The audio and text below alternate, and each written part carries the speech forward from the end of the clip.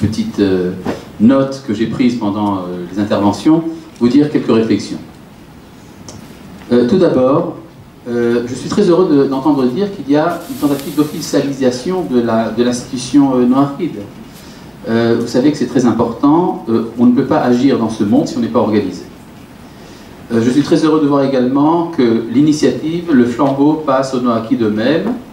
La question qui a été posée, entre autres, de savoir est-ce qu'il faudrait toujours que les groupes d'études soient supervisés par des rabbins, la même question peut se poser pour des juifs eux-mêmes.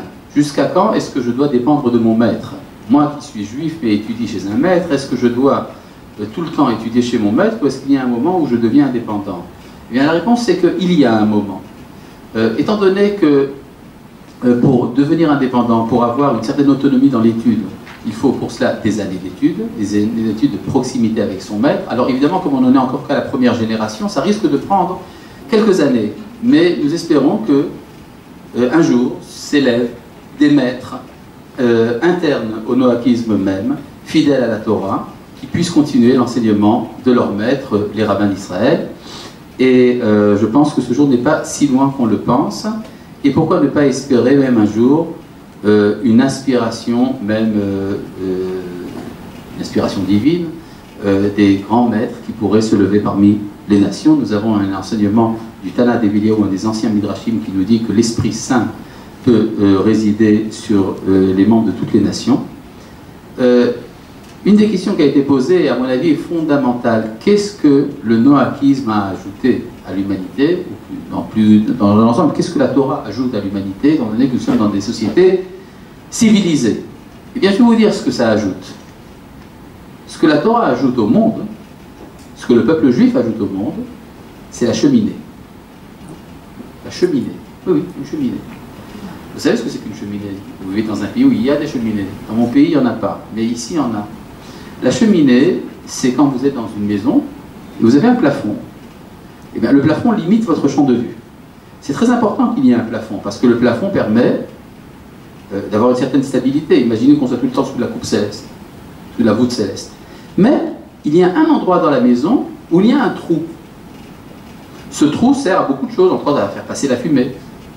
Mais il peut également donner la lumière. Si la cheminée est trop large, alors on est ébloui.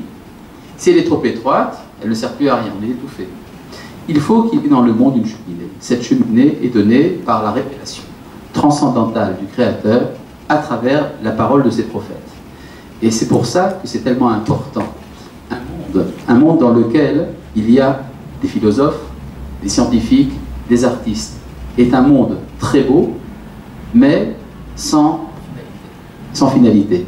Et si on veut vraiment le bonheur des hommes, il faut arriver à une situation où le monde a sa cheminée. Pour ce qui est de l'étude, alors l'opinion qui a été présentée comme quoi l'étude serait réservée seulement aux 7 commandements est totalement rejetée par mon école. Il faudrait pour cela que j'ai le loisir de publier les livres de Halakha qui discutent de ces points-là. Et Bezrat Hashem, nous le ferons très bientôt. Nous avons d'ailleurs l'accord à ce propos de plusieurs sommitaires rabbiniques, dont par exemple le Rav Nebenzahl et le Rav Steinsaltz et d'autres rabbinim en Israël. Je tiens à rassurer ceux qui se préoccupent de l'orthodoxie de notre mouvement. Nous avons eu des entretiens extrêmement intéressants avec toutes sortes d'autorités rabbiniques en Israël, aussi bien lituaniens que Haredi, que sionistes religieux, que Braslav et tout le reste. On peut dire que notre orthodoxie est assurée pour ceux qui seraient éventuellement inquiets. Pour ce qui est du problème de rester à l'introduction qu'Alexandre Stanier a présenté, je pense que c'est très important effectivement d'approfondir l'étude de la Torah. Nous mettons actuellement en place un cursus de cours profond sur le judaïsme destiné aux noachides par notre ami le Rav Chaim Goldberg, et vous pouvez rentrer sur le site pour le faire. Comment savoir si une opinion est valable ou si elle n'est pas valable? Est-ce qu'un rabbin libéral est bon pour un noachide ou pas? Tout le monde pourrait savoir, est-ce que chacun doit décider lui-même quelle est l'option dans laquelle il croit. Étant donné que nous représentons ici le judaïsme dans sa tradition orthodoxe, il est évident que ce qui est en dehors de cette tradition, de notre point de vue, n'est pas acceptable, mais on peut toujours dire ça quand on a une opinion. D'ailleurs, quelqu'un m'a demandé une fois, comment est-ce que tu penses que toi seul as raison, que le monde entier a tort? Et j'ai répondu, mais bien sûr, c'est ce que pense toute personne qui a une opinion. Le fait que le noahisme soit fort, je pense qu'on peut dire que c'est ça le fondement de toute cette révolution qui est en train de se faire. Parce que du spiritualisme, on en connaît dans le monde entier. Transformer la société au nom du Créateur du monde, au nom du Dieu d'Israël, je pense que c'est ça qui est fondamental. À savoir s'il pourrait y avoir un noahisme lituanien, un autre chassidique, un autre sioniste religieux, un autre breslav, etc., etc. Je voudrais vous donner ici une parole d'un de nos maîtres, le Rav David HaKohen de Jérusalem, qu'on appelait le Nazir de Jérusalem, qui disait « Moi, je prie comme les chassidim, j'étudie comme les lituaniens, et je fais des recherches comme les académiciens. » Et c'est-à-dire que le monde de Dieu est formé de plusieurs facettes. Pourquoi adopter une seule facette? Je pense qu'il est vital, et ça je le dis à la suite de l'enseignement de M. Musitani, que le noahisme soit alimenté par les noachides eux-mêmes. Je déclare ici publiquement mes péchés, je reçois une quantité absolument incroyable de lettres de noachides du monde entier auxquelles je ne réponds pas, non pas parce que je ne veux pas, mais parce que je n'ai pas le temps. Et donc plus vous insisterez, plus vous alimenterez par vos efforts le noachisme, et donc vous pousserez les rabbins à vous répondre, mieux ce sera. L'étude du Moussar, la morale juive, le Messilat Yesharim, le Chovot HaLevavot, toute cette littérature, à mon avis, doit faire partie intégrante de l'étude noachide. Point fondamental, il est très important, quelle que soit l'option que l'on a par rapport au judaïsme, que le noachisme soit pro-juif et non pas antisémite. Ça peut arriver. J'ai rencontré à Kiev un noachide déclaré antisémite, et je pense qu'il est important d'éviter ce genre de piège.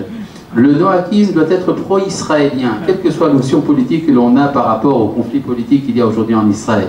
Aujourd'hui, l'État d'Israël, quel que soit ce qu'on en pense du point de vue de la Torah, fait partie intégrante de ce qu'est le peuple juif aux yeux des nations. Donc il faut être pro-juif, pro-israélien, cela fait partie du projet du Créateur. Ce n'est pas dit dans un intérêt politique, mais comme une réalité morale. Je voudrais peut-être une petite dernière note à propos de l'interdiction du blasphème qui a été mentionné plusieurs fois ici. Qu'est-ce que c'est que le blasphème? Je vais vous dire ce que disait un de mes maîtres, le Rav Yehuda Ashkenazi, qui disait « Le blasphème, c'est avoir une vision pessimiste du monde. Si on est capable de maudire celui qui a créé le monde, c'est qu'on pense que le monde est mauvais. » Et donc, ne pas blasphémer, ça veut dire être optimiste. On pourrait dire que tout optimiste, sur Terre, est quelqu'un qui croit réellement que le monde a un sens. C'est quelqu'un qui, finalement, même s'il ne s'en rend pas compte, croit en la résurrection des morts. Parce que si on croit que la mort est la force la plus forte du monde, alors on est forcément pessimiste. Si on est optimiste, c'est qu'on pense que même la mort, un jour, sera vaincue.